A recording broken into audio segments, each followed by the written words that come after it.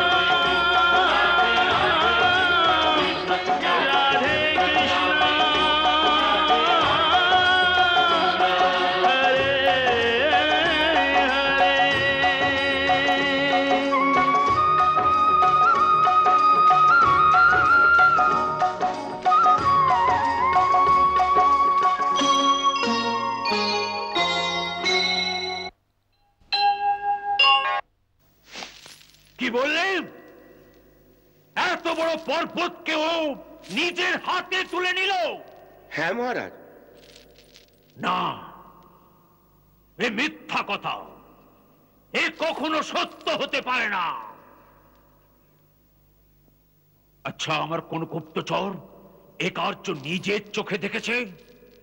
না মহারাজ, সেই দিন আমাদের কোনো গুপ্তচর ওখানে ছিল না। কেন ছিল না?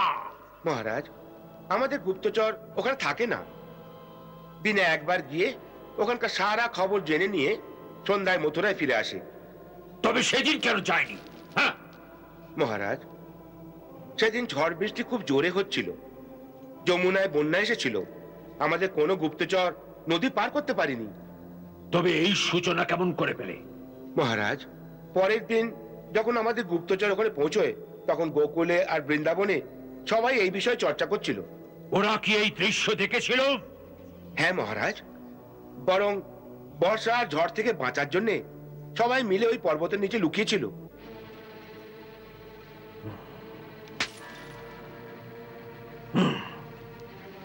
জানুন মহারাজ, আমরা কয়েকবার দেবতাদের হারিয়েছি, জয় করতে করতে স্বর্গ থেকে পাতাল পর্যন্ত ঘুরেছি, কিন্তু আজ অবধি এমন কোন মানুষ দেখেনি যে এইভাবে পাহাড়কে নিজের হাতে উঠিয়ে নেয়। কেবল কাহিনীতে শুনেছি যে ত্রেতা যুগে কোনো এক হনুমান ছিল যে পাহাড়কে তার হাতে উঠিয়ে এনেছিল, কিন্তু সেও মানুষ নয়, এক বাঁদর ছিল। তাই সেই কাহিনীও কল্পনাই লাগে। মহারাজ, সেই কাহিনীও কল্পনা ছিল, আর এই কাহিনীও যা আমাদের নায়ক শোনাচ্ছে এও সত্য নয়, কেবল এক গুজব। তবে কি গ্রামবাসীরা মিথ্যা বলছে? হতে পারে। কেন? এর উত্তর তো সোজা। এ দেবতাদের এক ষড়যন্ত্র হতে পারে। শ্রীকৃষ্ণ নামের এক বালকের সম্বন্ধে এমনি গুজব রটিয়ে আপনাকে আপনার লক্ষ্য থেকে পথভ্রষ্ট করছে। অর্থাৎ অর্থাৎ স্পষ্ট মহারাজ, আকাশবাণী অনুসারে যদি বিষ্ণু জন্ম নিয়ে থাকে তবে যতক্ষণ ঠিক সময় না আসে ততক্ষণ আপনার থেকে বাঁচাবার জন্যই ওকে আপনার দৃষ্টি থেকে দূরে কোথাও লুকিয়ে রাখার পুরো চেষ্টা করা হবে। নীতি তো এই বলে। তো এর অর্থ এই যে কৃষ্ণের বিষয়ে যে গুজব রটানো হচ্ছে তাকে বলে এই জন্যে যে আপনার সারা চিন্তা কৃষ্ণের উপর কেন্দ্রিত হয়ে থাকে, আর আসল বিষ্ণু কোথায় পালিত হচ্ছে আপনি তার সন্ধান না করেন। একটু চিন্তা করুন, যখন থেকে বানাসুরের কথায় আপনি কৃষ্ণের পেছনে আপনার অসুরদের পাঠানো বন্ধ করে দিয়েছেন, তখন থেকে তোদের প্রসন্ন হয়ে এই কৃষ্ণকে কোথাও লুকিয়ে রাখা উচিত ছিল। তবে এই কালীয় নাগের কাহিনী আর এখন এই গোবর্ধন পর্বত তোলার নাটক করার কি প্রয়োজন ছিল? এই ব্যাপারে তো এমন মনে হচ্ছে যে যখন থেকে আপনি চুপ করে আছেন তখনও এই বালকের এমনি লীলা যেন বারবার আপনাকে আহ্বান করছে যে আমায় ভুলো না, যেন আমি সেই যাকে তুমি খুঁজছো, যাতে আপনি ওর পেছনে লেগে থাকেন।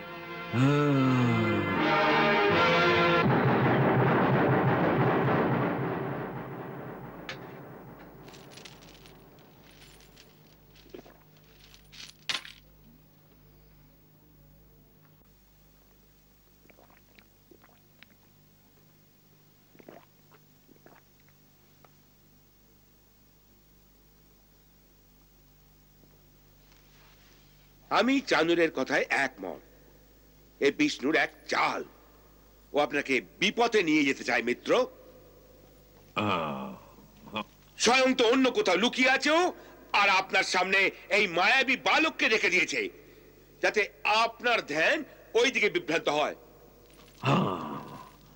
আপনাদের দুজনের তর্ক তো বুদ্ধি স্বীকার করে মিত্র, কিন্তু প্রশ্ন হয়েছে ও স্বয়ং কোথায় পালিত হচ্ছে, আর ওকে কি করে আর কোথায় খোঁজা যায়? নারায়ণ নারায়ণ নারায়ণ নারায়ণ নারায়ণ নারায়ণ। যে চোখের সামনে উপস্থিত আছে তাকে অন্য কোথাও খোঁজার প্রয়াস করছেন, এর চেয়ে বড় মূর্খতা আর কি হতে পারে? আসুন দেবর্ষি, আসুন। আজ এই প্রকার অকস্মাৎ আসার কারণ? মহারাজ কংস, আমি আপনার সঙ্গে সাক্ষাৎ করতেই এসেছি। উত্তম কথা, বিরাজ করুন।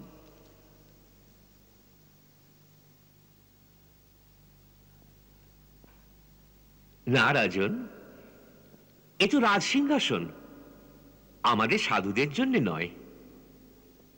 তবে আপনার জন্য মৃগচর্ম আনাই নারদমণি? তার জন্য কষ্ট করবেন না মহারাজ বানাসুর, আমি যা বলতে এসছি কেবল তাই মন দিয়ে শুনুন। বলুন বলুন, আমরা মন দিয়ে শুনছি।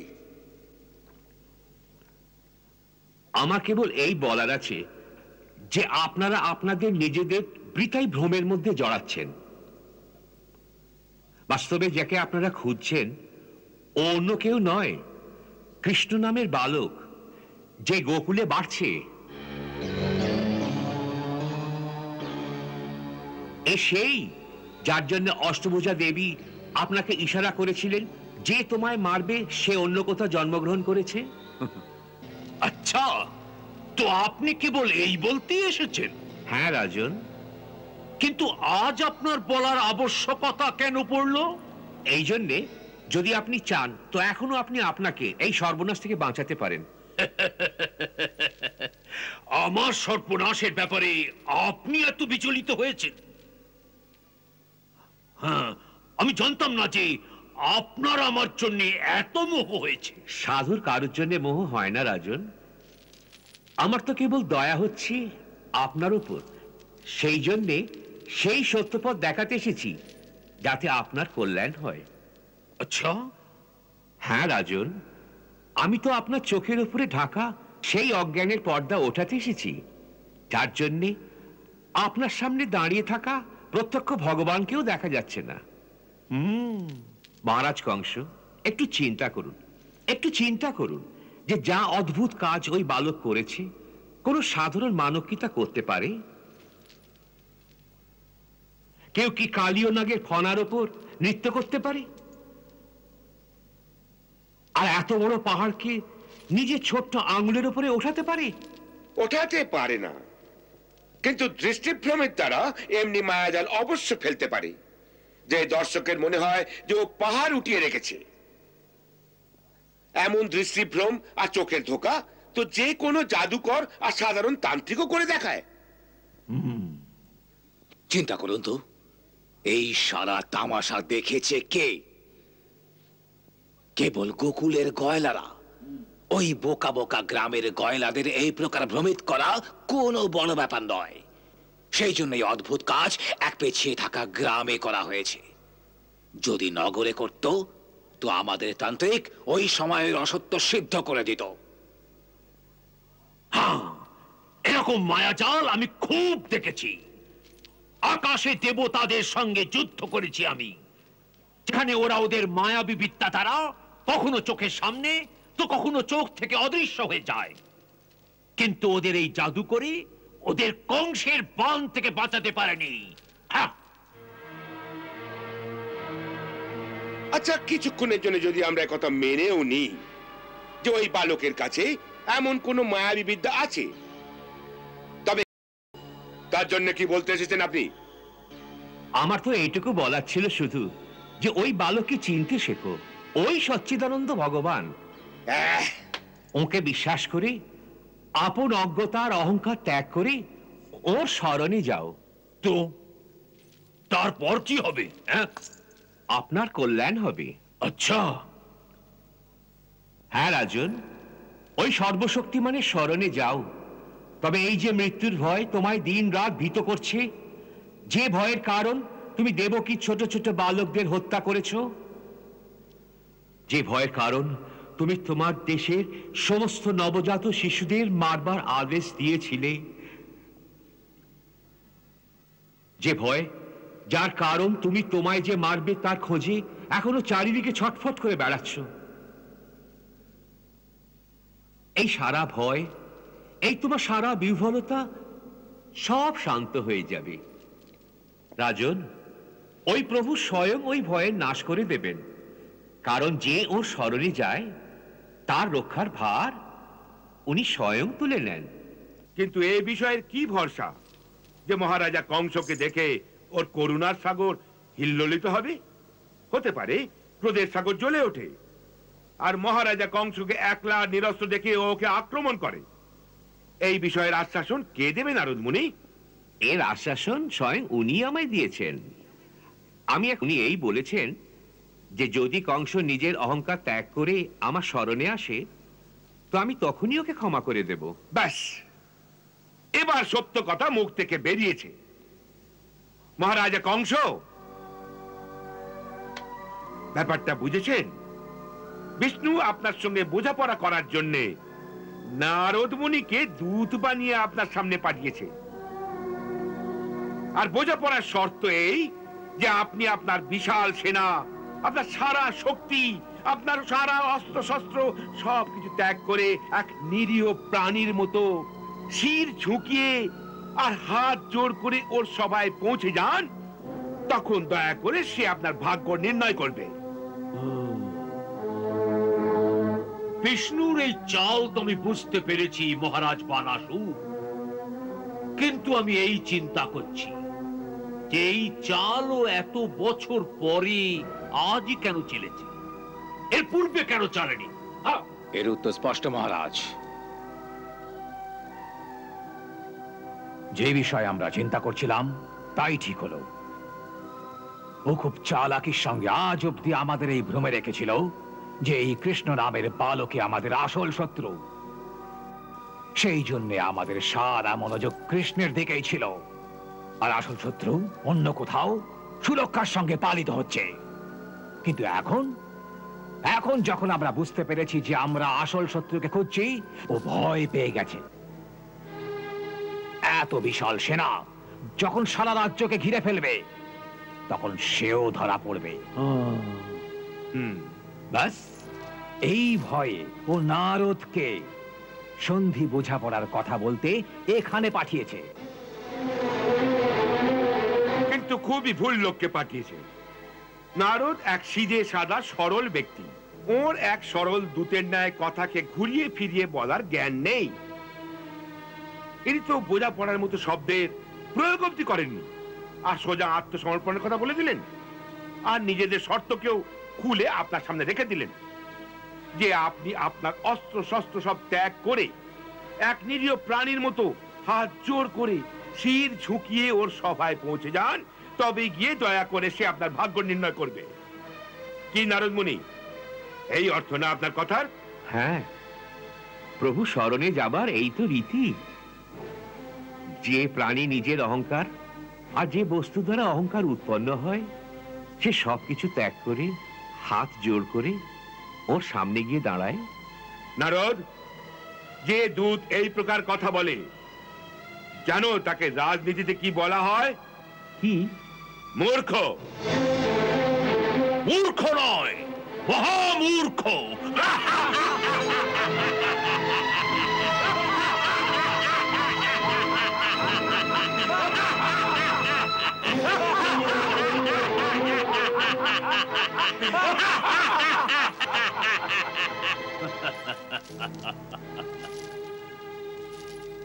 নারদ, আপনি খুব ভালো লোক। হ্যাঁ, আপনার দূতের এই কাজ করা সাজে না।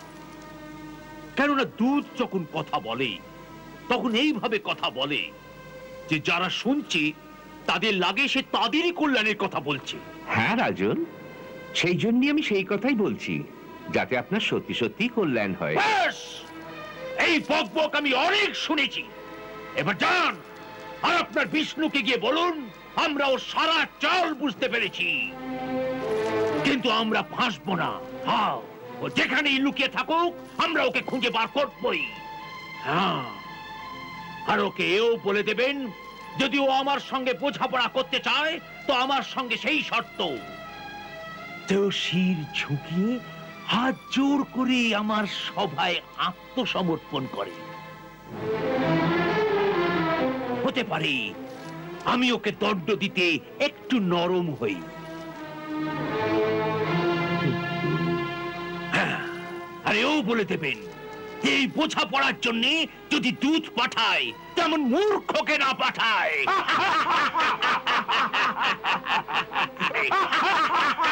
যান, যান।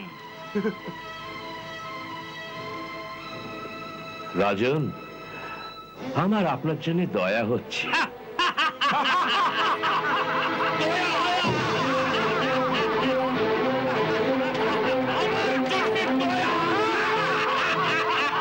नारायण नारायण श्रीमन नारायण नारायण नारायण।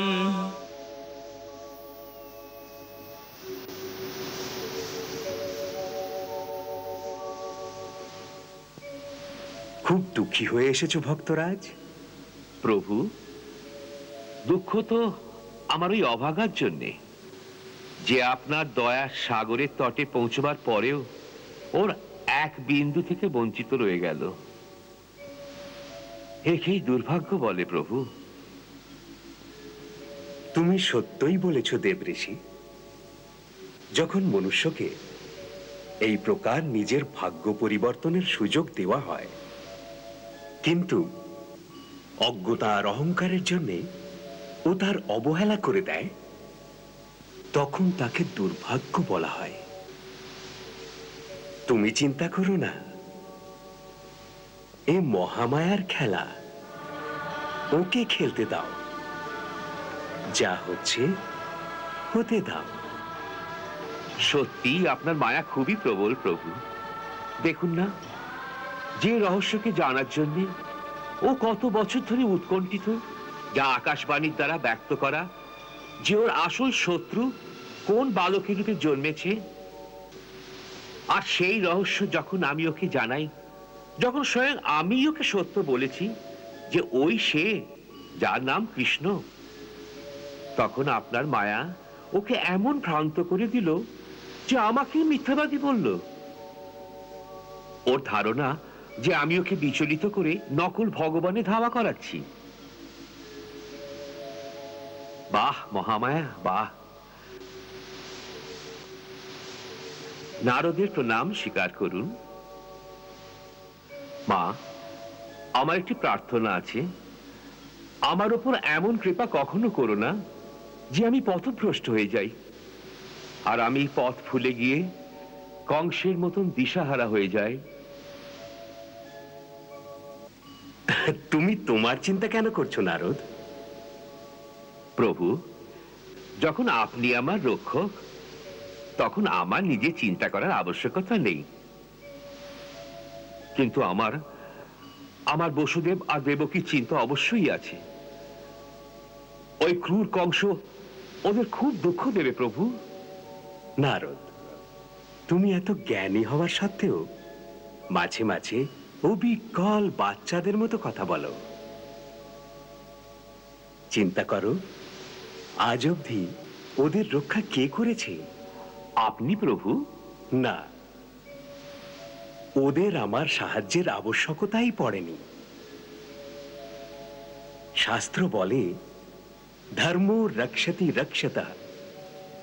বাস্তবে সেই সুরক্ষিত যার রক্ষা স্বয়ং ধর্মের দ্বারাই হয়।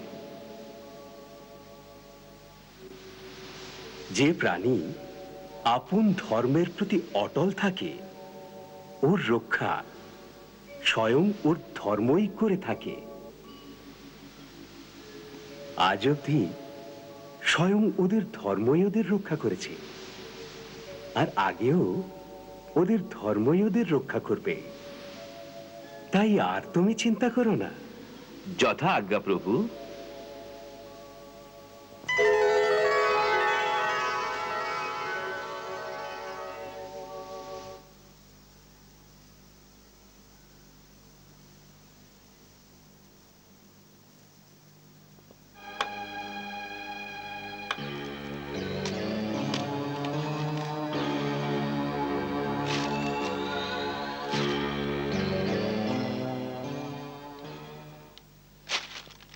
যেতে দাও।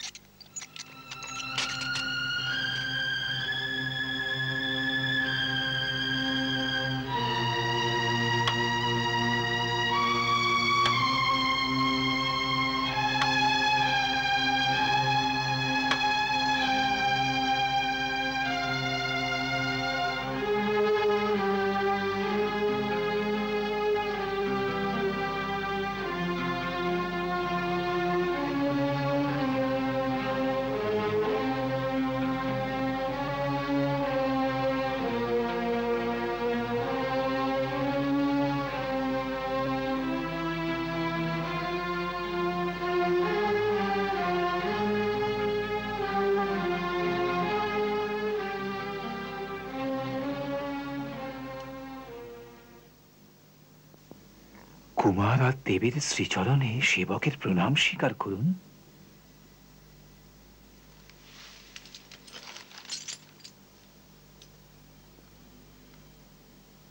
জুহার কুমার।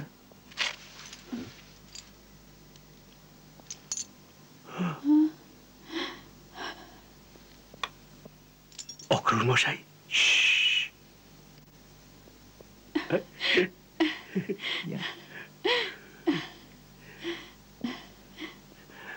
আসুন।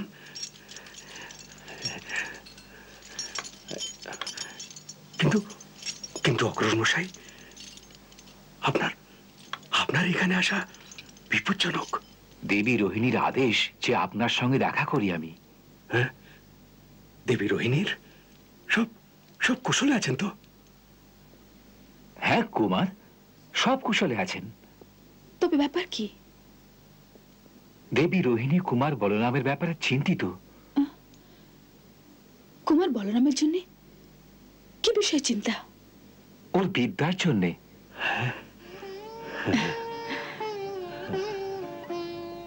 উনি ভাবেন যে বলরামের বিদ্যা অধ্যয়নের সময় হয়েছে। ওখানে গোকুলে উনি দিন রাত গয়লাদের সঙ্গে গরু চড়িয়ে বেড়ান, এ ওর একদম পছন্দ নয়।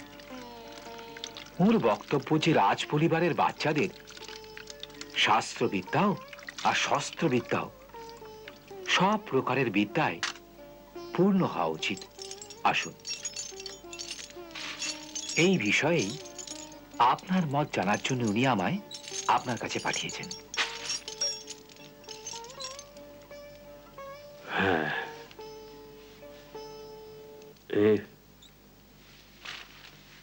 এই সমস্যা তো নিশ্চয়ই, কিন্তু সমস্যার কিছু সমাধান তো করতেই হবে কুমার। সমাধান? সমাধান কি করে হয়? ওকে কোনো গুরুকুলে পাঠানো তো শঙ্কার বিষয়।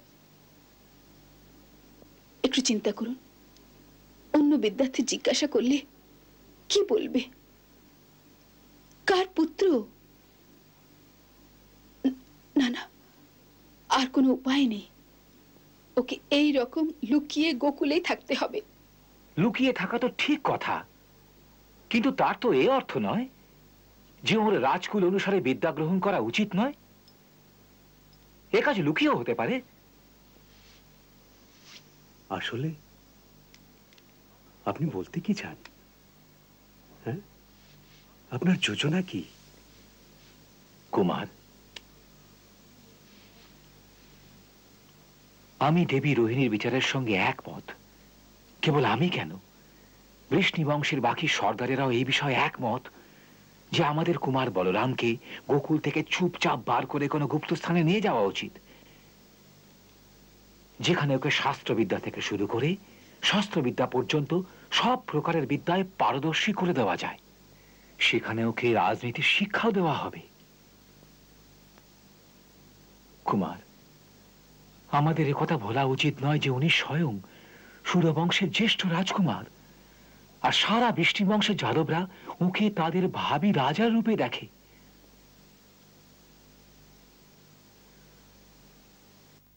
ওরই বড় হবার প্রতীক্ষায় আমরা কংসের অত্যাচারকে আজ পর্যন্ত চুপচাপ সহ্য করে এসেছি। এই সুযোগের লাভ উঠিয়ে কংস এক এক করে আমাদের সর্দারদের মেরে ফেলছে, কিন্তু একদিন না একদিন তো আমাদের কংসের সঙ্গে যুদ্ধ করতেই হবে। সেই সময় সুরবংশের পতাকা নিয়ে আমাদের সভা নেতৃত্ব করার কে আছে? মহারাজ সুরসেন তো রাজনীতি ত্যাগ করে প্রভু ভক্তিতে লীন হয়ে গেছেন, আর আপনি আপনি আপনি আপনার প্রতিজ্ঞা রক্ষায় এই বন্দিগৃহ থেকে পালাতে তৈরি নন। এই অবস্থায় এক উনি তো আছেন যাকে দেখে সারা বৃষ্ণি বংশের যাদব এক পতাকার নিচে একত্রিত হয়ে যুদ্ধভূমিতে ঝাঁপিয়ে পড়বে।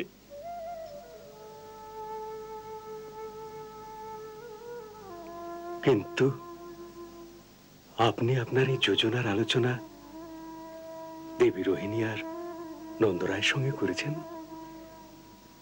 আমরা তিনজনে দুদিন ধরে এই যোজনার বিষয় মন্ত্রণা করেছি। তারপর ওরা দুজনেও এই মনে করেন যে কিছু এমনি করা উচিত, কিন্তু এই বিষয়ে নির্ণয়ের ভার ওরা আপনার উপর ছেড়ে দিয়েছেন। ওরা আপনার আজ্ঞা বিনা কিছু করবেন না কুমার। কেবল আপনি বলরামের বিষয়ে চিন্তা করছেন, ছোটর বিষয়ে চিন্তাই করছেন না। সেও তো রাজকুমার। হ্যাঁ, কৃষ্ণ রাজকুমার, তাই আমি কৃষ্ণ আর বলরাম দুজনের বিষয়েই যোজনা বানিয়েছি। কিন্তু তাতে এক সমস্যা হয়েছে। কিসের? কৃষ্ণের রহস্য কেবল আমরা জানি, নন্দরায় আর যশোদা জানেন না। যখন আমি কৃষ্ণের ব্যাপারে বললাম, তখন নন্দরায় সোজা বলে দিলেন যে আমি কৃষ্ণকে পাঠাবো না। কেন? ওর বিদ্যার আবশ্যকতা নেই?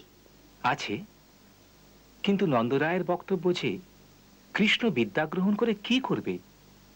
ও তো গয়লা, ওকে তো জীবনে গরুই চড়াতে হবে, তাই এক গয়লার? গুরু আর গুরুকুলে কি কাজ? না ওর বাপ ঠাকুরদা কখনো পড়তে গেছে, না ও যাবে। বলুন এখন এর উত্তর আমি কি দিতাম দেবী? এরপর রোহিণী দিদি কি বললেন? দেবী রোহিণীর এই ধারণা যে কৃষ্ণকে সঙ্গে নিয়ে যাবার কি আবশ্যকতা আছে। ইতিপূর্বে কৃষ্ণের অদ্ভুত কার্যে কংস উত্তেজিত হয়ে ওকে মারার জন্য কত প্রকারের দৈত্যকে পাঠিয়েছে। যদি কৃষ্ণ ওখান থেকে চলে যায় তবে কংস ওর সন্ধানে সেখানে পৌঁছে যাবে যেখানে বলরাম আছে। এতে বলরামের জীবন সংকটে পড়তে পারে। দিদির আপন পুত্রের মোহ আছে, কৃষ্ণের প্রাণের কোনো চিন্তা নেই। দেবী আপনি একথা কেন ভুলে যাচ্ছেন যে দেবী রোহিণী কৃষ্ণকে নন্দরায় যশোদার পুত্রই মনে করেন? উনি এই রহস্য জানেন না। অন্যথা উনি এই জন্যও জোর দিতেন যে ওকেও রাজকুমারের ন্যায় শিক্ষা দেওয়া হোক। আপনি চান তো ওকে এই রহস্য অবগত করানো যায়? না, এখন নয়। এখন ওকে ব্যক্ত করা হলে কৃষ্ণের প্রতি ওর ব্যবহার একদম বদলে যাবে, যাতে কারোরই সন্দেহের উদ্রেক হতে পারে।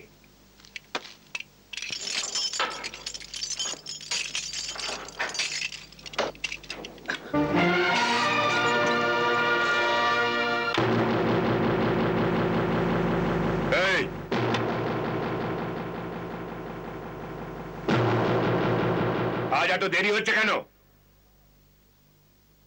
শিগগির করো।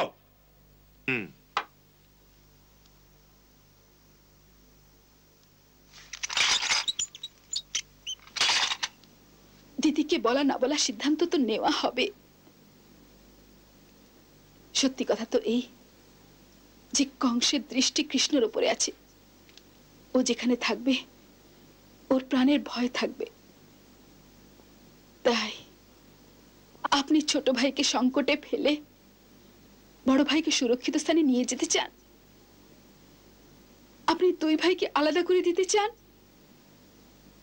দেবী বুদ্ধিমানরা তাই বলেন। হ্যাঁ অক্রমশাই, এবার আপনি সত্য বলছেন। কিন্তু আপনি কি মনে করেন কুমার বলরাম ছোট ভাইকে ছেড়ে আপনার সঙ্গে যাবে? ও তো এক সমস্যা আছে দেবী। দেবী রোহিণী এই বলেন যে ওরা দুই শরীর এক প্রাণ, ওদের আলাদা করা হলে ওরা প্রাণহীন হয়ে যাবেন। নন্দরাও তাই মনে করেন। তো ব্যাস, সিদ্ধান্তে এসে গেছি। কি? আপনি ওদের দুজনকে ওখানেই থাকতে দিন, এই আমার সিদ্ধান্ত। কিন্তু ওদের শিক্ষা? আপনি এমন শিক্ষক নিযুক্ত করুন যিনি বৃন্দাবনে থেকে গুপ্ত রূপে ওদের দুজনকে লুকিয়ে লুকিয়ে অস্ত্র আর শস্ত্রের অভ্যাস করাবেন। দুজনকে? হ্যাঁ, দুজনকেই। কিন্তু নন্দরায় তো সোজা বলে দিয়েছেন যে আমার পুত্রকে কোনো অস্ত্র শস্ত্র শেখাতে হবে না। ও তো বাঁশি বাজাবে আর গরু চড়াবে। সে ঠিক আছে, ওকে বাঁশি বাজাতে দিন। আপনি বড়কেই শেখান, আমার ছোট অশিক্ষিত থাক। নাও, বাঁচলাম পড়ার ঝামেলা থেকে। আপনার নির্ণয় তো হয়ে গেছে। ব্যাস মুরলি বাজান আর গাই চড়ান। এই হাসার কথা নয় রাধে, বড় ভীষণ সমস্যা মিটে গেছে, নয়তো গুরুর দণ্ড সইতে হতো।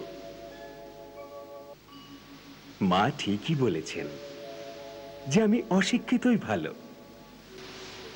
এখন আমি কোথায় বেদশাস্ত্র পড়তে যাই?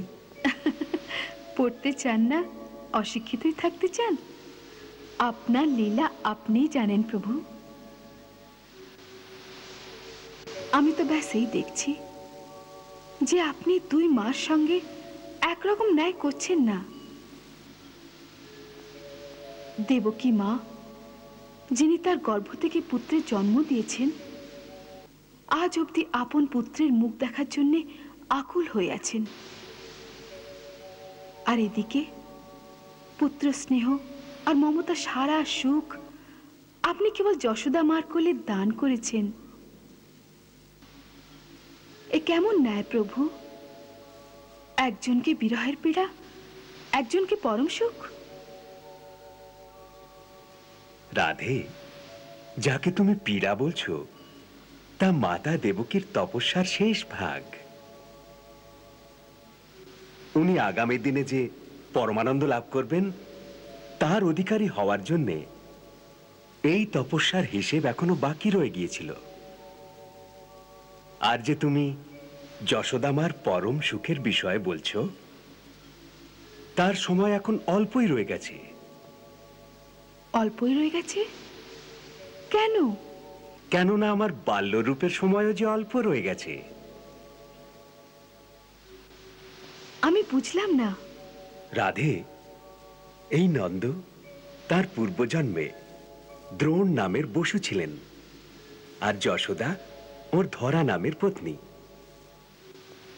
একবার দ্রোণ আর ধরা দুজনে গন্ধমাদন পর্বতে কয়েক হাজার বছর ধরে এই উদ্দেশ্যে তপস্যা করেন যাতে ওদের আমার দুর্লভ বাল্যরূপের দর্শন হয়।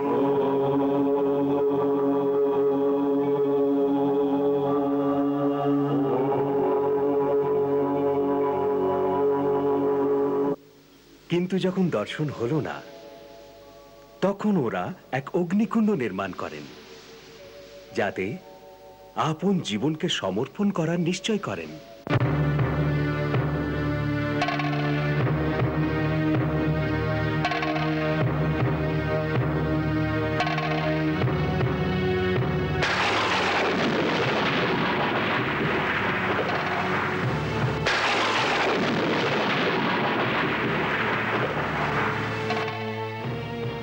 হে বসুশ্রেষ্ঠ,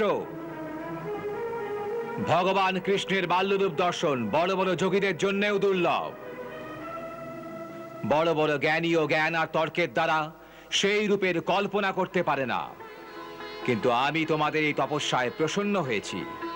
তাই এইবার ভগবান শ্রীকৃষ্ণ যখন দ্বাপর যুগে ধরণীতে অবতরণ করবেন তখন তোমাদের জন্ম নন্দ আর যশোদার নামে গোকুল গ্রামে হবে। আর যতক্ষণ ভগবান ধরণীর ওপর আপন বাল্যলীলা পূর্ণ করবেন ততক্ষণ উনি পুত্রের মতো তোমাদের কাছেই থাকবেন, যাতে তোমরা ওর বাল্যরূপের সাক্ষাৎ দর্শনও করতে থাকবে আর ওর সম্পূর্ণ বাল্যলীলার অলৌকিক আনন্দ লাভ করবে।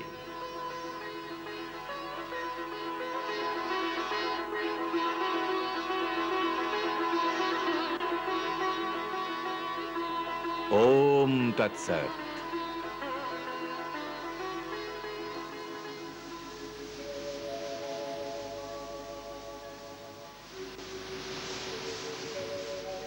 তাই রাধে,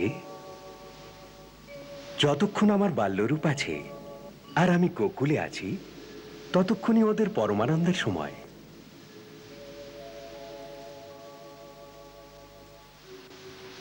প্রভু, আপনিই জানেন আপনি কি করেন। আপনার লীলা অলৌকিক। শ্যাম তোরি কাজ বড় আজব রে, শ্যাম তোরি কাজ বড় আজব ওরে। কৃষ্ণ গোপাল গোবিন্দ মাধব হরে, কৃষ্ণ গোপাল গোবিন্দ মাধব হরে। শ্যাম তোরি কাজ বড় আজব রে।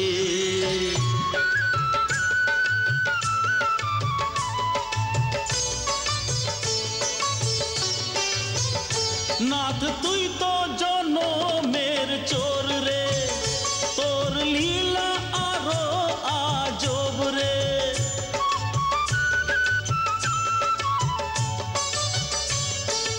আধো রাতে চুপি চুপি বন্দি গৃহ ফেলে, চোরের মতো যে অলখে গোকুল ধামে এলে।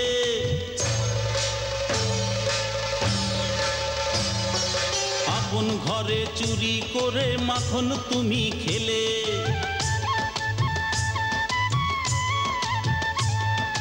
গোয়ালাদের শিখিয়ে চুরি কতই না সুখ পেলে। আরে ও যমুনারি তটেতে সখী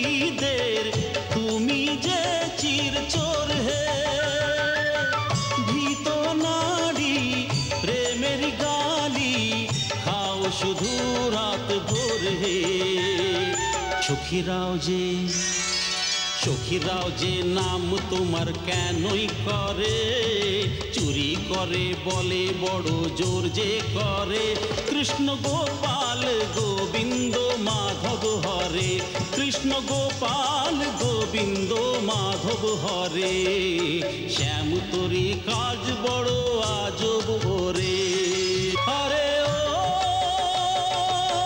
নাগকালী ওরে করে সম্মোহন, হনাতে করিলে নর্তন। ব্রজেরি রক্ষা করতে ওঠালে অঙ্গুলিতে গোবর্ধন। জয় জয় গোবর্ধন গিরিধারী, জয় জয় গোবর্ধন গিরিধারী। ইন্দ্র আর ব্রহ্মা তোমায় স্মরণ করে, ইন্দ্র আর ব্রহ্মা তোমায় স্মরণ করে। কৃষ্ণ গোপাল গোবিন্দ মাধব হরে, কৃষ্ণ গোপাল গোবিন্দ মাধব হরে। শ্যাম তোরি কাজ বড় আজব করে, শ্যাম তোরি কাজ বড় আজব রে। এই বাল্য রূপের মাখন লীলা, ভক্তর হৃদয়ে জানে গো। সখীরা নিশদিন নেচে ওঠে, মমতার মূল্য চোকাতে গো। উছলো শ্রুলেখা মোছাতে, হৃদয় যমুনা রাধার ভরাতে গো। দুই অমর প্রেমী ধরাতে মিলে যে, হেথা প্রেমেরি জ্যোতি জ্বালাতে গো। এক যশোদার গুঞ্জরে অলি, এক যশোদার গুঞ্জরে অলি। এক বৃষভানুরি পুষ্পকলি, মনমোহন লাল মনোভাব মুরলী। মনমোহন লাল মনোভাব মুরলী। এক মাখন এক মাখন, এক মিছরির গুলি, মনমোহন লাল মনোভাব মুরলী। মনমোহন লাল মনোভাব মুরলী।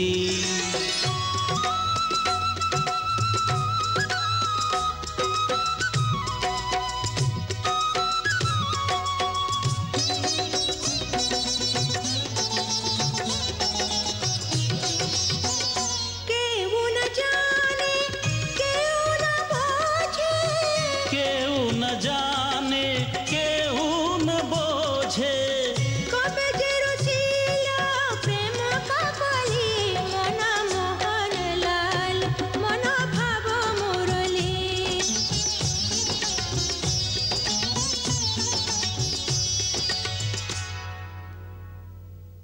শ্যাম তোরি কাজ বড় আজব রে, শ্যাম তোরি কাজ বড় আজব ওরে। কৃষ্ণ গোপাল গোবিন্দ মাধব হরে, কৃষ্ণ গোপাল গোবিন্দ মাধব হরে। শ্যাম তোরি কাজ বড় আজব ওরে, শ্যাম তোরি কাজ বড় আজব রে। এই বাল্য রূপের মাখন লীলা, ভক্তর হৃদয়ে জানে গো। সখীরা নিশদিন নেচে ওঠে, মমতার মূল্য চোকাতে গো। উছলো শ্রুলেখা মোছাতে, হৃদয় যমুনা রাধার ভরাতে গো। দুই অমর প্রেমী ধরাতে মিলে যে, হেথা প্রেমেরি জ্যোতি জ্বালাতে গো। এক যশোদার গুঞ্জরে আলি, এক যশোদার গুঞ্জরে অলি, এক বৃষভানুরি পুষ্পকলি, মনমোহন লাল মনোভাব মুরলী, মনমোহন লাল মনোভাব মুরলী। এক মাখন এক মাখন, এক মিছরির গুলি, মনমোহন লাল মনোভাব মুরলী, মনমোহন লাল মনোভাব মুরলী।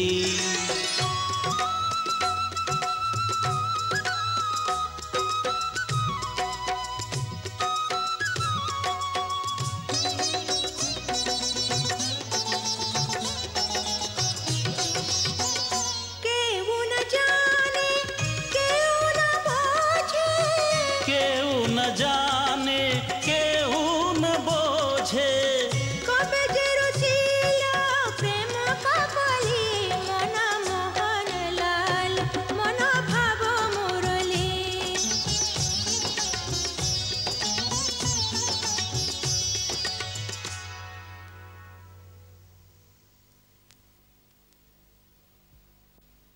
ভাষা যখন অসমর্থ গো,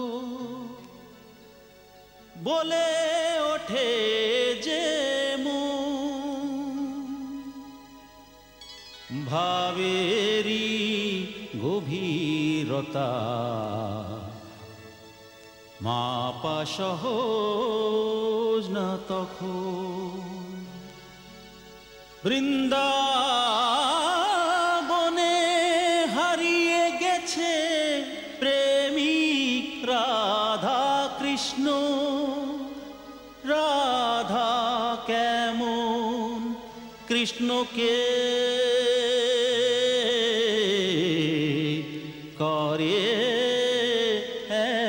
একই প্রশ্ন।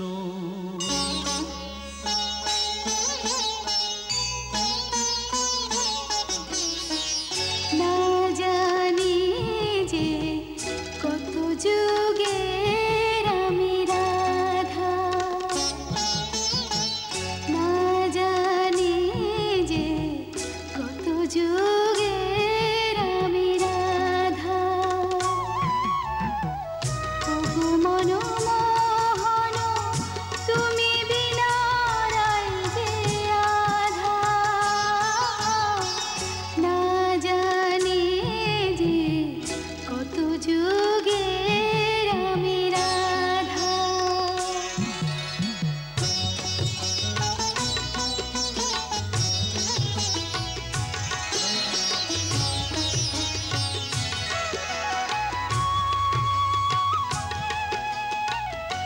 এক রূপ এক মন একই জীবন, একই সঙ্গে দুই হৃদয়েরই সঙ্গম, দুজনা যে দুজনারই দর্পণ, স্বয়ং সহজ সম্পূর্ণ সমর্পণ।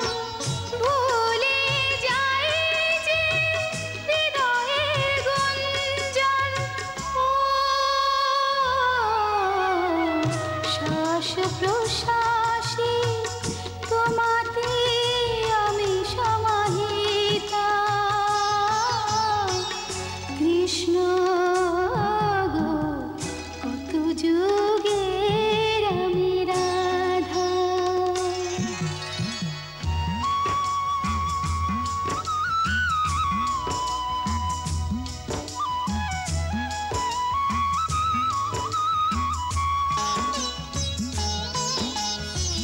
দৃষ্টি যে থাকার সেথায় যেতে চায়, হাত যেথায় হায় সেথায় থেমে যায়, চরণ যে থাকার রয়ে যায় সেথায়, জগতে রয়েও তবু তারে খুঁজিতে চায়।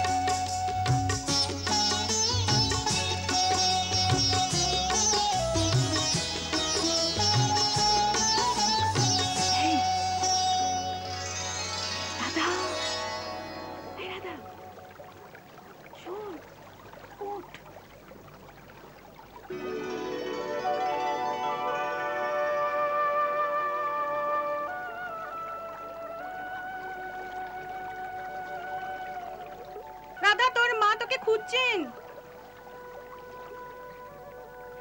রাধা, কি হয়েছে? এবার আমায় যেতে হবে। কেন? মা বোধহয় ডাকছেন। এত শিগগিরই? সন্ধে হয়ে এলো, মনে হচ্ছে বাবা তার সাথীদের সঙ্গে এখন আমাদের গায়ে ফিরে যাচ্ছেন। তো আবার কবে দেখা হবে? কাল আসবে? আমি এখানেই প্রতীক্ষা করব। না না, রোজ রোজ কি করে গোকুলে আসবো? কেন, আজ এলে যে? আজ তো বাবা পঞ্চায়েতের লোকেদের সঙ্গে এসেছিলেন, মাও সাথে এলেন। এই বাহানায় আমিও সখীদের সাথে এসেছি।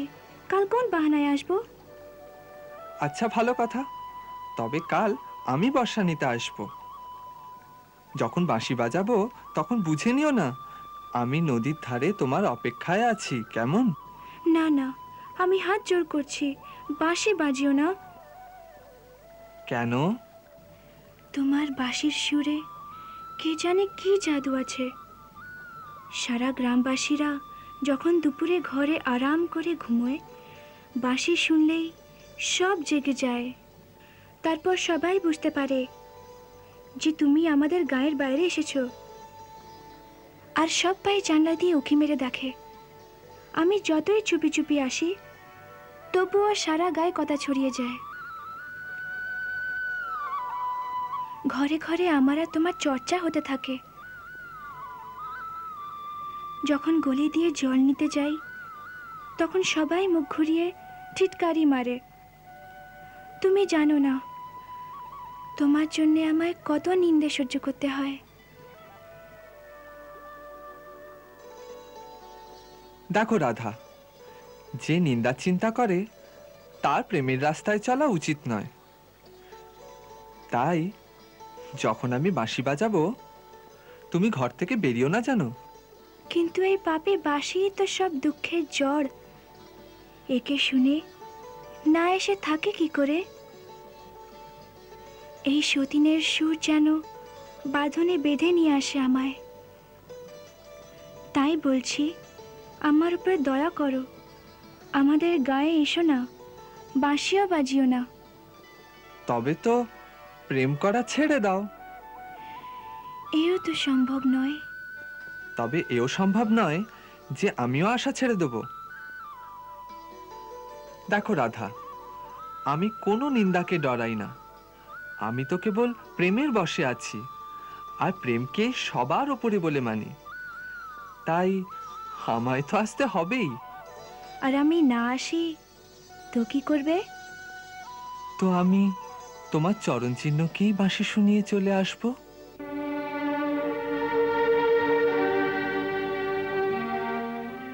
আমার চরণ চিহ্নকে? হ্যাঁ, তুমি প্রাতে ঘাটে তোমার সখীদের সাথে জল ভরতে যাও না? হ্যাঁ। ওখানে তোমাদের সবার চরণের চিহ্ন থাকে। আমি ওদের মধ্যে তোমার চরণ চিহ্ন ঠিক চিনতে পারবো। ব্যাস, ওকেই প্রেম করে চলে আসবো।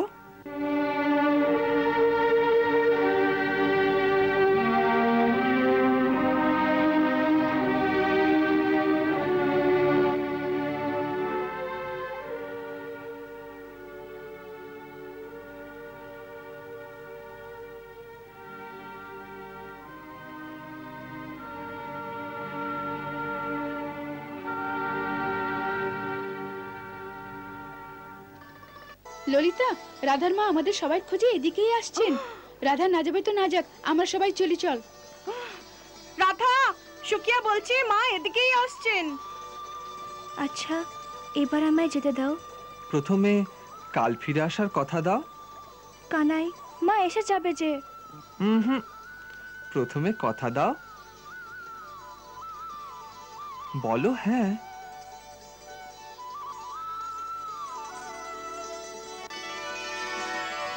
হ্যাঁ, আসবো। আমার দিব্যি? হ্যাঁ হ্যাঁ, তোমার দিব্যি। রাধা, ও রাধা, ললিতা, ও সুকিয়া, কোথায় গেল সবাই মিলে? তো আমি এখানে। আরে, কোথায় লুকিয়েছিলে সবাই মিলে? কোথায় নয় কাকি, আমরা তো ঘাটের পাড়ে বসে যমুনার স্রোত দেখছি। যমুনা স্রোত দেখছিলে? আর ওদিকে তোমাদের সবার বাবারা বারবার জিজ্ঞেস করছিলেন মেয়েরা কোথায় গেল, দেখাই নেই। জানো কাকি, আজ তো কোনো দেবীর কাছে মানত করো, রাধা ডুবতে ডুবতে বেঁচে গেছে। হায় ভগবান, কি হয়েছে? আমরা সকলে নদীতে পা ঝুলিয়ে কথা বলছিলাম, আর হঠাৎ একটা বড় মাছ এসে রাধার পা কামড়ে দিল। হ্যাঁ, রাধা যেই ঘাবড়ে গিয়ে উঠেছে, পা পিছলে গেল। ওহ, ও তো যমুনা জলে পড়েই যেত। ওখানে গোকুলে এক গয়লা পাশে ছিল, যে ওর হাত ধরে ফেলে আর ওকে পড়া থেকে বাঁচায়। হায় ভগবান, তাই তো বলছি মেয়েরা এমনি মুকুচু করে যেখানে সেখানে ঘুরো না। আজই গায়ের মন্দিরে গিয়ে পুজো দেব। আচ্ছা, এবার চলো, ওদিকে পঞ্চায়েত শেষ হয়ে গেছে হয়তো, আর তোমাদের বাবারা খুঁজে বেড়াচ্ছেন, তাই আমি নিজে উঠে চলে এসেছি। আচ্ছা কাকি, পঞ্চায়েতে কি স্থির হয়েছে? এবার দোল কোথায় হবে? এখনো অবধি কিছু স্থির হয়নি। নন্দরায় মশাই তো জেদ করেছেন এবার হোলি যেন গোকুলেই হয়। আমি বুঝেছি নন্দ বাবা কেন জেদ করছেন। কেন? কেননা বর্ষানির মেয়েরা গোকুলবাসীদের খুব পেটাবে, তাই। কানাই, তুমি তো প্রেমের চক্করে এমন পাগল হয়েছো যে গায়ের কোনো খবরই রাখো না যে পঞ্চায়েতে কি হচ্ছে। কেন, কি হচ্ছে? বর্ষানার লোক আর গোকুলের লোকেদের মধ্যে কোনো মীমাংসাই হচ্ছে না যে দোল কোথায় হবে। দু দলই আপন আপন জেদ ধরে আছে। আচ্ছা, তবে চলো এখনই মীমাংসা করে দিচ্ছি, চলো।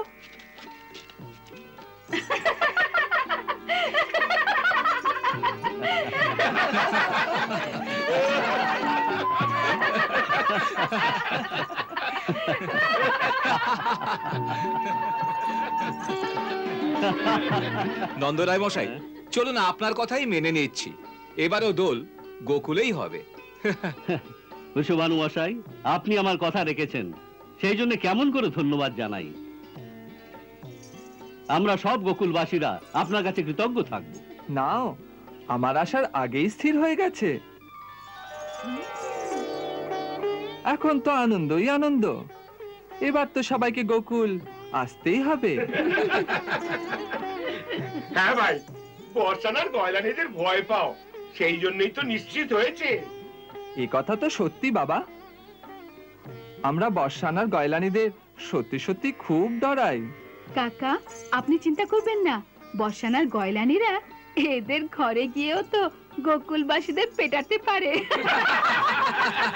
হ্যাঁ হ্যাঁ, দেখে নেব বর্ষানার মেয়েদেরও। আবার আমাদের তো ওদের কাছে মার খেয়ে আনন্দই হবে।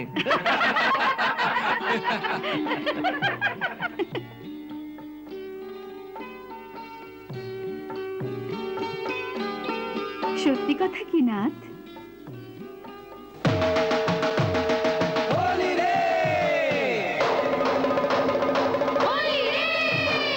হোলি সুরে নাচি ওরে আমরা, গোকুলকে মাতাই যে ওরে আমরা।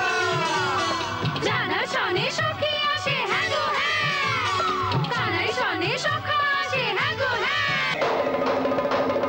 হোলি রে পিচকারি না রঙেরি, হোলি সুরালয়ে কোন সে রঙেরি। পিচকারি ও তো না সাজে, হোলি গুলাল বাড়ি প্রেমীদের মাঝে। বর্ষানা গোকুল এলো রে, মোদের ব্রজ ডাকলো যে। হয়ে যা তো ফের হয়ে যা, দেখাই যা হ্যাঁ হ্যাঁ দেখাই যা। রসবরাঙ্গিনী এক কাজ করে দে, হোলিতে জীবন মোদের নাম করে দে।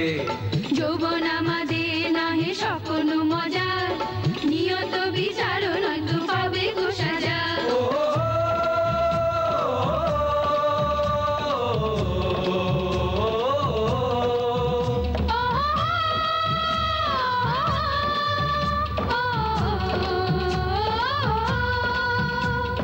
গোকুলের গোয়ালা তো বেহায়া কাজী, যৌবন যে দান চাহে পথেরই মাঝি। প্রেমেরই সাথে প্রেম পেয়ালা মাগি যে, মাগি না হেলান অধিকার মাগি যে। নিয়ে প্রেম ভরা উপহার এলো এলো যে হোলি আজি রে নিয়ে রঙেরই বর্ষা এলো যে হোলি আজি রে হোলি এলো রে আহা হোলি এলো রে হোলি এলো রে আহা হোলি এলো রে আল্লাহ দে মোনার ছায় রে নিয়ে প্রেম ভরা উপহার এলো যে হোলি আজি রে নিয়ে রঙেরই বর্ষা এলো যে হোলি আজি রে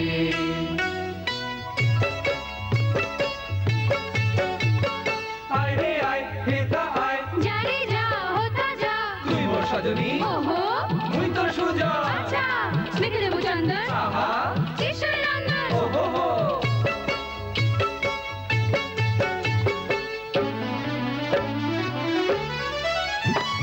দেখিতে চেয়ে থাকি সখী সহেলি সখী সহেলি আনাই রাধায় হয় রং কেলি বলো তুমি বলো না রঙ নারী রাধা তুমি বলো আজ কি রং ঢালি তুমি তো আগে রঙে রঙিনী তুমি তো আগে রঙে রঙিনী প্রেমকে দাও গো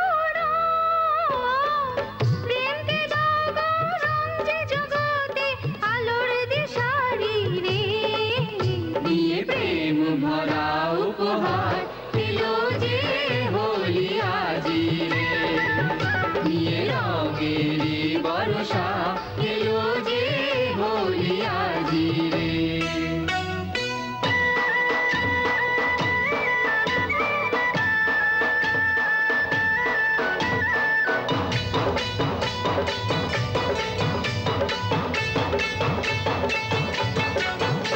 মাখন খাও হবে মুখ ডানা খাও সুখে আগে দিয়ে ডানা ডান্ডা লাগে রসালো গোনা মুখ থেকে ঝরছে হীরা পান্না আসবে মনে মোদে আসবে মনে মোদের যাবে হব পূর্বইয়ার সাথী রে নিয়ে প্রেম ভরা উপহার এলো যে হোলি আজি রে নিয়ে রঙেরই বর্ষা এলো যে হোলি আজি রে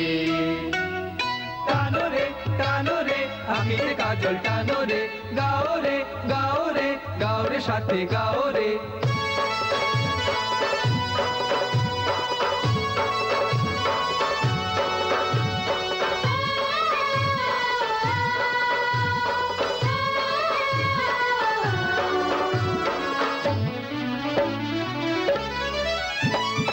ওয়ে শুনে কেন পুরো না মানো আমাদের তো আপন বলে জানো আপন জানো আপন রসিক রাজ তুমি তারে জানো রসিক বিহারি তুমি তারে জানো ওমর নাথ তুমি কতই পুরানো আমাদের নাথ তুমি কতই পুরানো হোলিতে মিশে হোলিতে মিশে করে নে মোর সাথে প্রেম রাই রে হোলি এলো রে আহা হোলি এলো রে হোলি এলো রে আহা হোলি এলো রে সারে মারে মারে মারে পিচকারি মারে মারে রে মা পারে পারে লাজ রঙ রাধা পানি পানি চুল ভাঙলো যে আরে ভাঙতে দে বাবু যে মচড়ায় হ্যাঁ মোচড়া রে চুলই ধরে যায় সরে যাক রে ছাতি ঢক ঢক করে আরে ধরকাক রে সব সখীদেরই উছল পঞ্চমী ফাটলো যে শাড়ি ফাটলো কাঁচুলি প্রেম হয় শুধু সবার মন চলি বনমালীর ভাঙে মন মঙ্গলি কোন শ্যামাকে শ্যাম কোন শ্যামাকে শ্যাম সাজায় আর ইরু সাজি রে নিয়ে প্রেম ভরা উপহার এলো যে হোলি আজি রে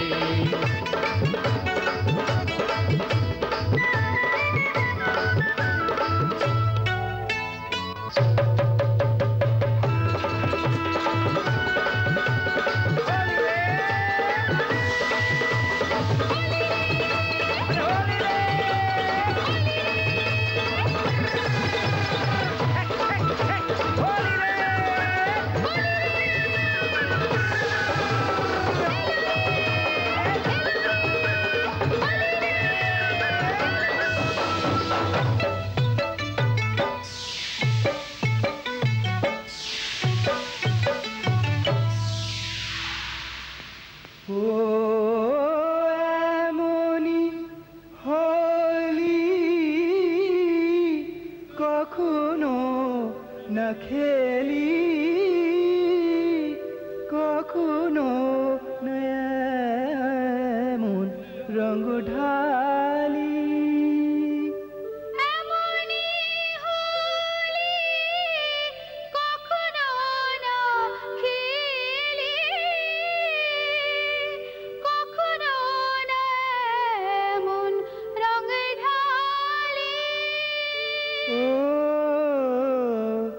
একে দুজনায় জিতে গিয়েও সব, একে দুজনায় হারে, একে দুজনায় জিতে গিয়ে সব, একে দুজনায় হারে।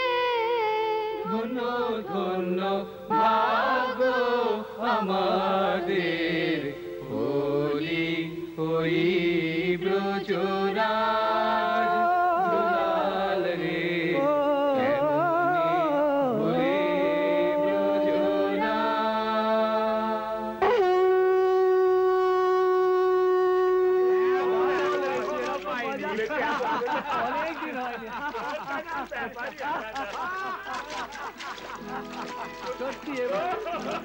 বিশ্ববানু মশাই, আজ তো বর্ষানাবাসীরা জিতে গেছে। আরে আমাদের মোড়ল মশাই তো আমাদের হার মেনেই নিয়েছেন। তাতে কি হয়েছে? সত্যিতে এই যে বর্ষানাবাসীদেরই জিত হয়েছে। বর্ষানাবাসীদের নয়, বর্ষানার মেয়েদের জিত। ও তো আপনাদের লড়ুয়ে মেয়েদের জোরেই জিতেছে। আরে ভাই, যখন মেয়েদের জিত হয় ছেলেদের আনন্দই হয়।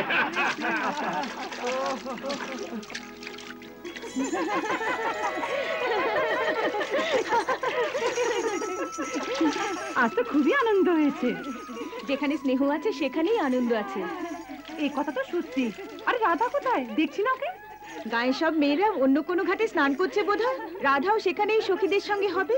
এই মেয়েদের আমাদের সঙ্গ কখনো ভালো লাগে না। বুঝছেন না, এই তো বয়স যখন সখীদের মূল্য বেশি হয়। এই বয়সে সখীরা প্রাণের চেয়েও বেশি হয়। হ্যাঁ, কে জানে ঘন্টার পর ঘন্টা বসে বসে কি কি কথা বলতে থাকে। যখনই খুঁজতে যাও তো কখনো কোনো গাছের পেছনে লুকিয়ে বসে আছে, কখনো পুকুর ঘাটে বসে। সবার থেকে আলাদা হয়ে এরা মেলামেশা করে। কখনো ক্ষেতের ঝোপের মধ্যে যে যার নিজের নিজের মনোমতো সখীর সাথে গল্প করছে। এদের তো কথা যেন কখনো বন্ধই হয় না।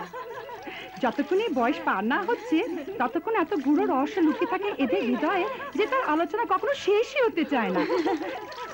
একটু আপনার কথা তো মনে করুন, ওই বয়সে আপনি কি কি করেছেন? ওই যা আপনি করেছিলেন।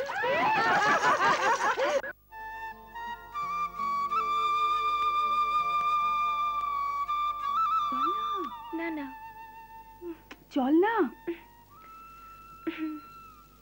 নে, এখানে অবধি আমরা তোকে নিয়ে এসেছি। এবার এগিয়ে যাওয়া তোর কাজ। তোর কানাই বাঁশ ছাড়ের পেছনে তোর পথ চেয়ে আছে। তুই শিগগির চলে যা। যা না, চল যা। আয় যা। কিন্তু কেউ দেখে নেয় তো? যদি এইভাবে তুই কথায় সময় নষ্ট করিস তো অবশ্যই কেউ দেখে নেবে। আমরা এখানেই বসে তোর পাহারা দেব। হ্যাঁ, এখান দিয়ে কাউকে যেতে দেবো না।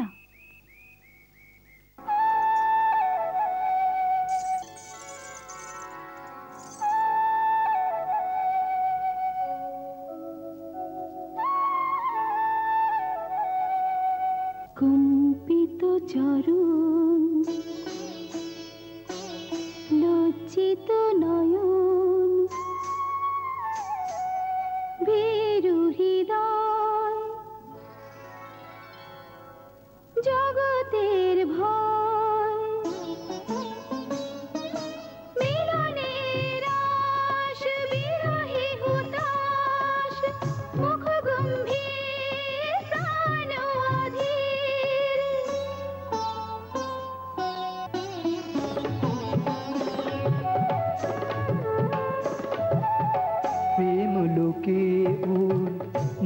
পরিচয় যে অজানা শঙ্কায় প্রতিপল ভয় যে মনেতে যে প্রলয় তবু এক সঞ্চয় এধারে প্রতীক্ষা ধারে অজানা ভয় নিঃশ্বাসে যে জাগিছে তুফান প্রিয়রে প্রেম মিলন সমান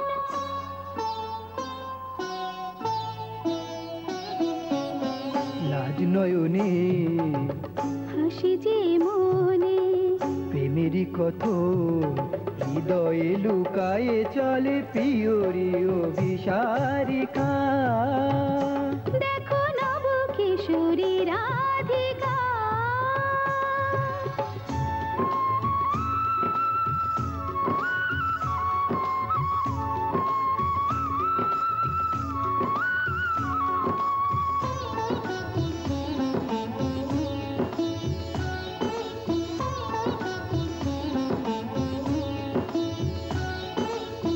কিছু আগ্রহ কিছু অনুনয় করে যে নয়নেতে রং প্রেমেরই ভরে যে কুঞ্জতে রাধিকা মোহন নিয়ে চলে সাথে যে দুটি বাহু ধরে যে প্রথম স্পর্শেরই মধু আভাস হৃদয়ে জাগে যে নব উল্লাস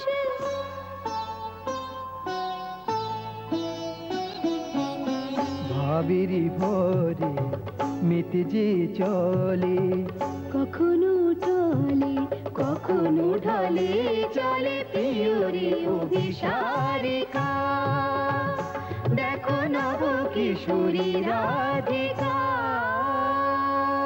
আচ্ছা ললিতা, একটা কথা সত্যি সত্যি বলতো। কি? সবাই বলে যে তুইও কৃষ্ণকে অন্তরে অন্তরে খুব প্রেম করিস। অন্তরে অন্তরে কেন, অন্তরে বাইরে দুরকমই করি। তবে এ কি রে? কি রে? এই নিজেই রাধাকে ওর সঙ্গে মিশতে পাঠানো আর নিজেই প্রেমিকদের রাস্তায় বসে পাহারা দেওয়া। কেননা এই প্রেমের রীতি যে যার সঙ্গে প্রেম করো ওর খুশিকে আপন খুশি ভাবো। প্রেম স্বার্থের নয়, তপস্যার নাম বিশাখা।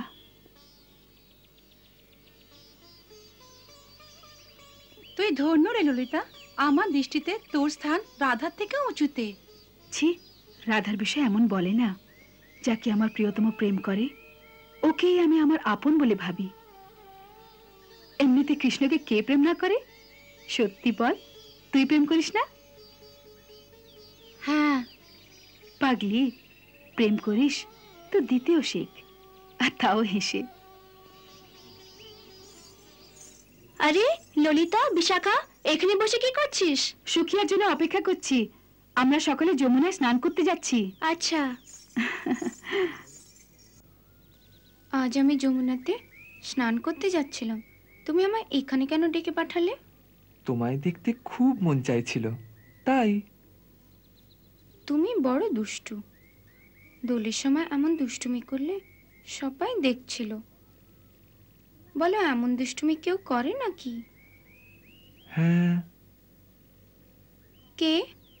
যে দুষ্টু সে। এখনই তুমি নিজেই তো বললে যে আমি খুব দুষ্টু। ঠিকই তো। আচ্ছা, একটা কথা বলো। হ্যাঁ? তোমার আমার দুষ্টুমি ভালো লেগেছে? ভালো তো লেগেছে, কিন্তু ভালো যদি লেগেছে তবে মাঝখানে কিন্তু কেন? আমার মন আমার কানে বলল, কৃষ্ণ তুই তাই কর যা রাধার মনকে খুশি করে। ব্যাস, কৃষ্ণ তাই করেছে যা দুজনের মনকেই খুশি করে। দুজনের তো ভালো লেগেছে, কিন্তু সমাজ কি বলবে? কৃষ্ণের সমাজের কোনো চিন্তা নেই। ব্যাস, ওর রাধা খুশি হয় তো কৃষ্ণের সমাজে কাউকে ভয় নেই। এই কথা এত সহজভাবে কেবল কৃষ্ণই বলতে পারে, কারণ সে পুরুষ, রাধা নয়। কেন বলতে পারো না? আমি তো ভেবেছিলাম যে কৃষ্ণ আর রাধার মধ্যে কোনো অন্তরই নেই। তবে রাধা এই কথা কেন বলতে পারে না? বলো না, কেন বলতে পারে না? তুমি রাধা হতে তো এই কেনর উত্তর স্বয়ংই জেনে যেতে। কখনো কখনো চিন্তা করি, যদি আমি কৃষ্ণ হতাম আর তুমি হতে রাধা, তো কত ভালো হতো। তবে কি হতো? তবে আমি তোমার মতো মুচকি হাসতাম আর তুমি আমার মতো ছটপট করতে। সে তোমার ভালো লাগতো? হ্যাঁ, খুব ভালো লাগতো। আচ্ছা বেশ, তবে আমি রাধার রূপ ধরছি আর তুমি কৃষ্ণের রূপ ধরো। তুমি রাধার রূপ ধরবে? হ্যাঁ, কেন নয়? কি করে? এতে কি মুশকিল আছে? একটা ঘাগরা কাঁচুলি পরতে হয় আর চাদর চড়িয়ে নিতে হয়, ব্যাস হয়ে যাব আমি পুরো রাধা। আর তুমি আমার ময়ূর মুকুট পরে নাও আর কৃষ্ণ হয়ে যাও। সত্যি হবে রাধা? হ্যাঁ, কেন না? তো এসো, আজ আমি তোমায় রাধাই সাজাবো। নাও, এই ঘাগরা পরে নাও।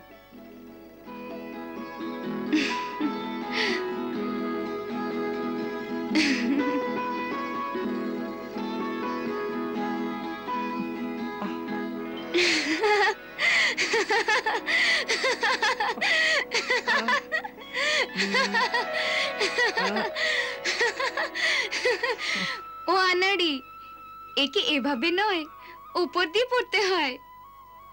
আচ্ছা, তো দেখাও কি করে পড়তে হয়। হ্যাঁ, দেখাচ্ছি।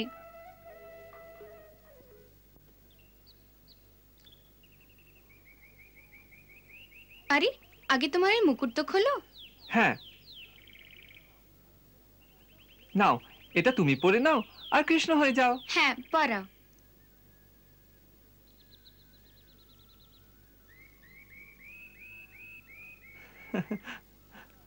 বাহ, কৃষ্ণ মশাই। আচ্ছা নাও, এবার তুমি রাধা সাজাও। এসো না কানাই, তোমায় রাধা সাজাবো। ও মুরলীধারী, জগতহারী, মন প্রাণে আমারি অমৃতের বাড়ি। মোর মনেতে বসেছ যে রাজা, বসন তোমায় বানানো শেখাবো, ও রাধা সাজাবো।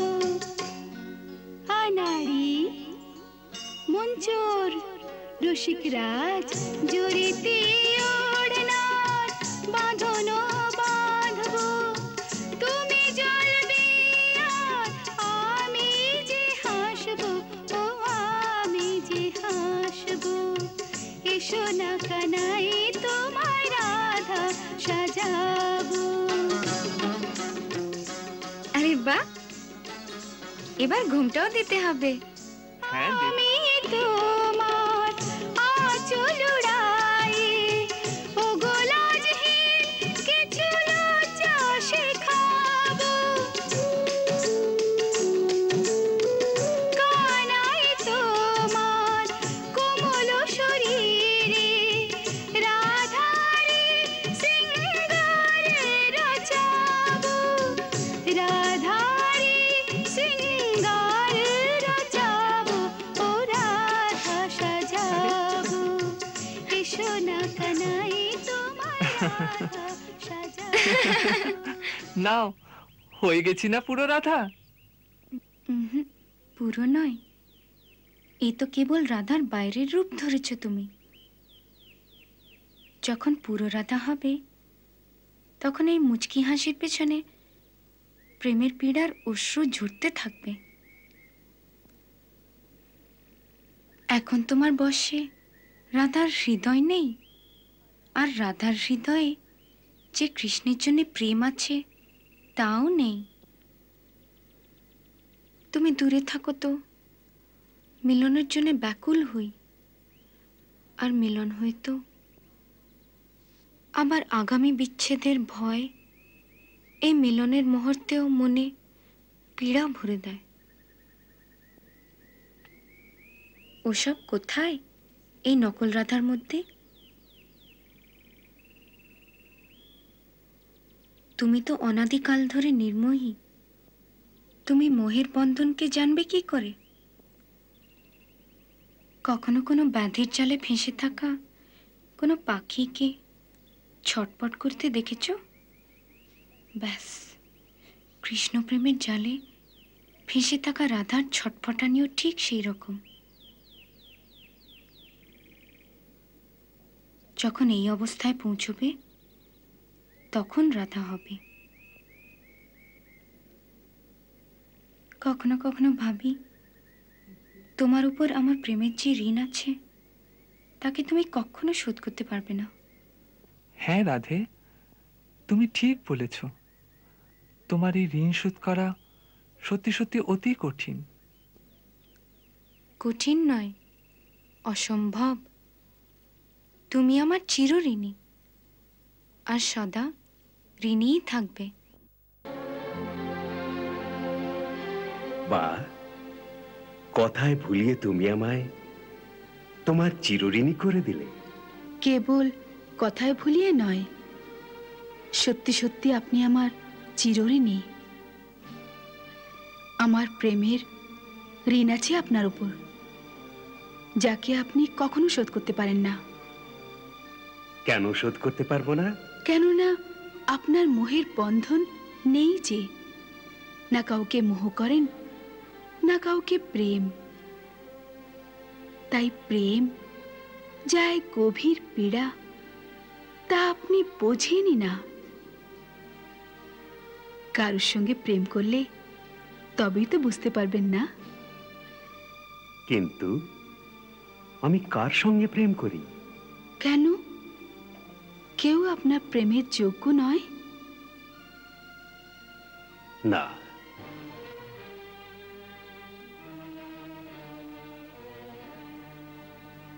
আমিও নই।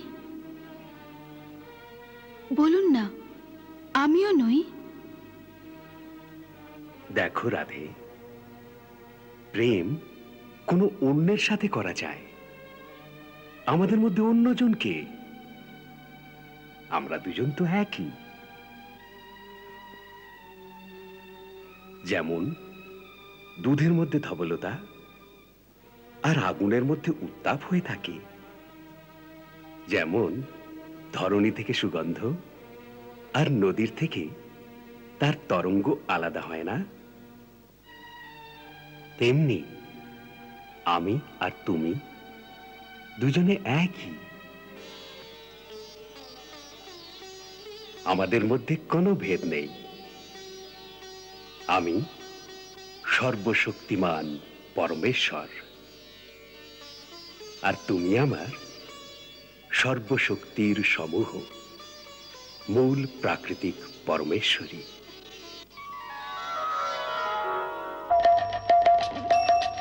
हरे कृष्णा कृष्ण कृष्णा हरे हरे श्री कृष्ण चरितम् गुणानुवादं तत्प्रेरणा अहं करोमि मम भावगीतं हृदयस्य प्रीतं त्वत्पद्मपादे समर्पयामि। हरे राम राम राम हरे हरे, हरे कृष्ण कृष्ण कृष्ण हरे कृष्ण